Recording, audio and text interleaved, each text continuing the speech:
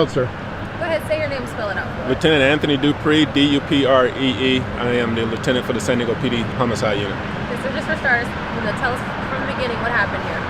Tonight at about 2:20 in the morning, San Diego PD Communication received a 911 call from a female that said her boyfriend had been shot here at southbound 15 at the I-5 northbound on-ramp. When officers got here, they found a 21-year-old male with a gunshot wound to the upper body. The male was subsequently transported to UCSD, where he was pronounced deceased at the scene.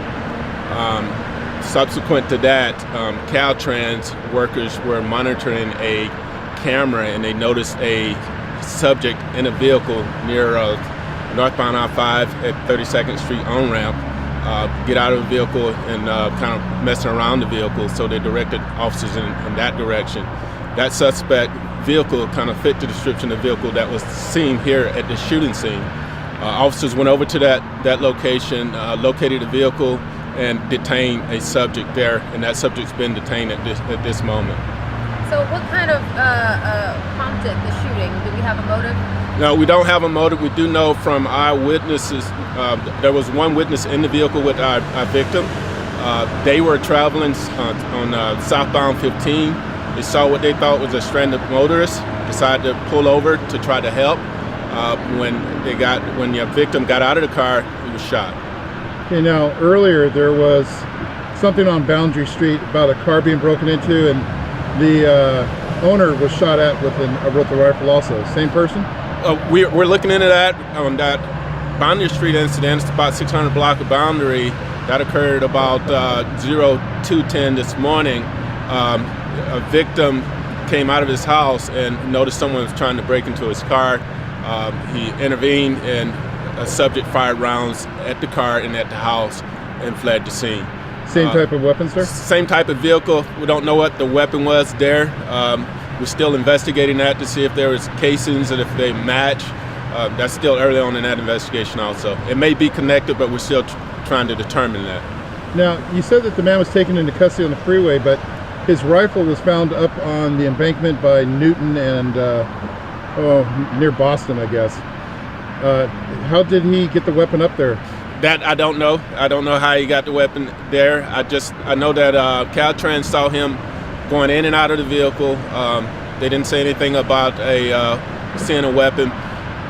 So I don't know. I imagine he probably carried it up there. But I don't think they noticed a weapon at all. Now the witness and the victim, no relation between the shooter? As far as we know, no. And you have two suspects in custody right now? Yes, we have two people detained right now, correct. And do you happen to know if this young man, the victim, was in the military? That I don't know yet. We're still trying to figure out exactly who he is. Anything you'd like to add, sir? No, sir. Thank you so much for your time. You're welcome. Yeah. But just, as far as, vehicles stopping, other drivers stopping to help people who they think is in need, how do they go about that? I know people want to help, and my advice is that everyone has cell phones now. Call CHP, call police, and let us come out and help, especially if you're concerned this time of night stopping and trying to help someone. So the best course of action would probably be to call the police and let us come out. Have we ever seen something like this? Just two people, out of the goodness of their hearts, stopping to help someone who they think is in need, and then they end up getting, shot and killed? I don't recall anything like this, no. Is this have you ever heard anything like this here in the area? No, usually you hear about people getting out to help and getting hit by a car, but nothing where someone gets out to assist someone and getting shot. How does that make you feel knowing that this happened to these Good Samaritans? Well, it's uneasy because I have kids and I have family members, and could have easily been one of them to decide to help someone. So my advice to them would be, hey, call the police, let them come out and help. Thank you. Mm-hmm. Rest in peace, Curtis Adams of San Diego, California. My condolences goes out to your family and your girlfriend who was with you that night when you were gunned down. Now, Curtis was driving on the freeway with his girlfriend. I do not know where they were going. This is America, and He is a active Navy service member. He should be able to drive anywhere on any road in America he wants safely. So he sees someone on the side of the road that is stranded. Hazard lights is on, needing help. Obviously needs help. He's trying to get his car that he stole back running, back on the road. Curtis pulls over. He says, man, I'm going to help this guy. It's late. He can get hit by a car. He could be murdered. I'm going to help this guy, no matter what color he is, no matter where he come from. Me being a stand-up black man, that's what I do. Curtis gets out of his car. Say, hey, he was probably in his uniform. And the reason why I say he was probably in his uniform is because I'm thinking maybe that's how they found out he was in the military, or he had his military ID on him. The undocumented immigrant, and how we know he's undocumented, he is an illegal immigrant, is because they blurred his face out. They blurred his face out. If you pay attention, the teacher, Mr. Riley, who planted his foot in his student's ass for disrespecting him and calling him racist slurs, racial slurs. They blurred his face out but showed Mr. Riley. They did that on the news and on social media also. They're doing the same to this guy right here. They should be showing his face because he's a murderer. Why are they blocking the murderer's face out? And then this brother is fighting for this country. You guys should be showing his face. But see, this is California, where they protect the undocumented immigrant. They protect the illegal immigrant. Maybe if this was in Arizona, or maybe in Florida, maybe in another state, they would have said, listen, he's undocumented. He's a illegal immigrant. But in California, they protect this illegal immigrant by hiding his face, even though he killed a Navy service member. Now, I've been on Navy ships many of times. I have a lot of family members that are in the military, and I have friends that are in the military. When my friends come back to California, to Los Angeles, they always visit me. Makes me feel good that I have friends in the military that think highly of me to visit me. I'm one of the first people they visit when they come home. Okay? Sometimes the first.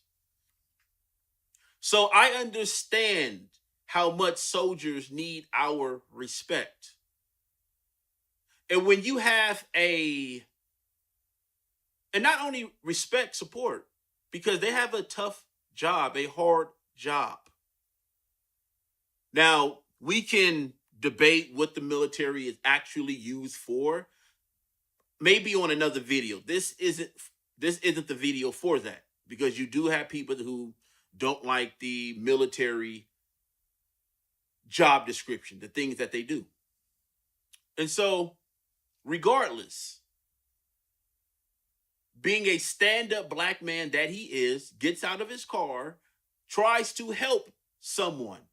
And 2 people were captured. 2 people were arrested. And they only show one of them. And I've said this in videos before. This country does not give a shit about their soldiers. The fact that we have homeless veterans, that should let you know. The fact that you would hide this illegal immigrant identity, even though he killed a Navy service member. Great job, California. Great job, social media. Great job, media. Great job, government. This is a Democratic state. Where are your Democrats? Where is Maxine Waters? Where's Maxine Waters? Where's Kamala Harris? Where is Lisa Rye?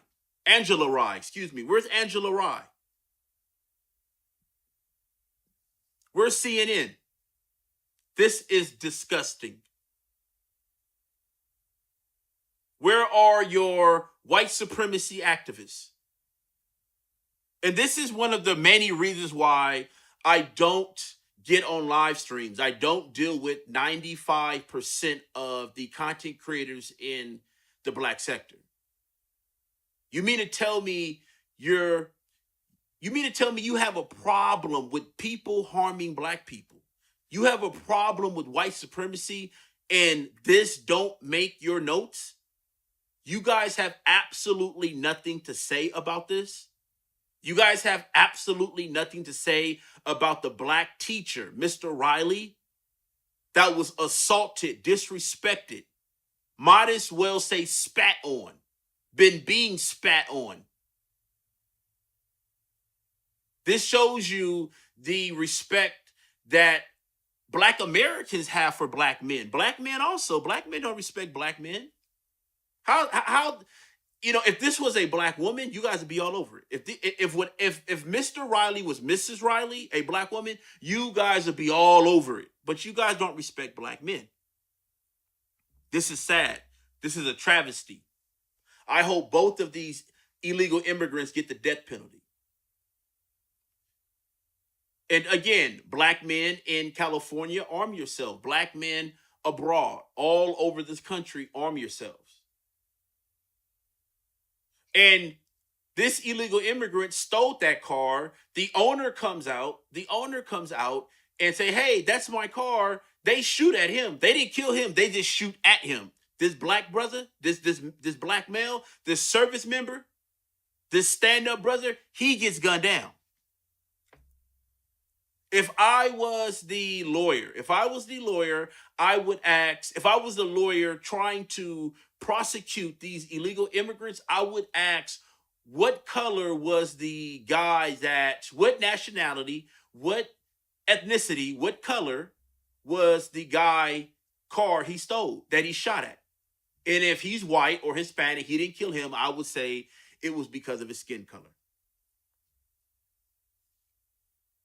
On top of whatever else I can get on this disgusting, nasty, worthless ass. But hey, I'm the only one that sees a problem with this, I guess. And excuse me, there was a woman who in the black sector who did a video on this. I don't remember her name, but thank you. Anyone who did a video on this, salute. Okay? But unfortunately, stuff like this isn't getting out there. There's a war out there. There is a war out there. It's like a trophy if you can kill a black man. It's like, hey, he's a trophy. When when hunters go out in the field and they want deer, they want boar, they want certain type of meat, animal. And that's how they're treating the black male in America today. In 2018, this is disgusting. I'm out. Peace.